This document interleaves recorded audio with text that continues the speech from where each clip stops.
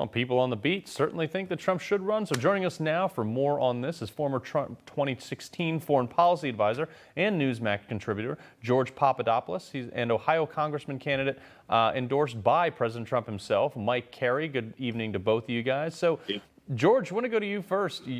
Share your reaction. Is Trump, well, they say Trump, is he the future of the GOP? I think he is the current and present part of the GOP, but the future, what do you think? Is he going to run again? Here's what I see. I see this past election in which President Trump got 74 million votes. That's not simply a base, that's half of the electorate. Since 2016, President Trump has been the dominant force within the GOP and its unassailable leader. There was a recent poll by the Associated Press. This isn't a so-called favorable mechanism that likes to show off numbers for President Trump. Yet that poll just this past week suggested that 81% of GOP voters want President Trump to remain extremely involved within the GOP and run again.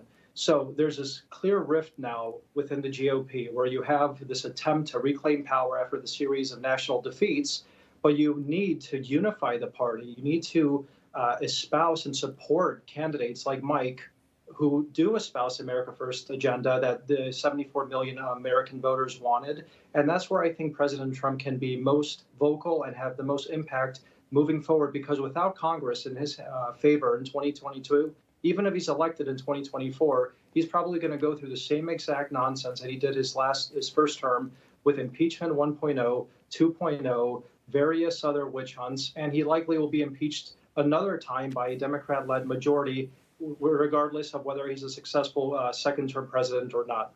Right. So, Mike, the DOJ says that Donald Trump is going to be required to hand over his tax returns to Congress. Now, this is like 2 impeachments later, like George was just saying. Why? He's not in office. Are the Democrats worried about him running, and now they're going to do everything they can while they are in control of it?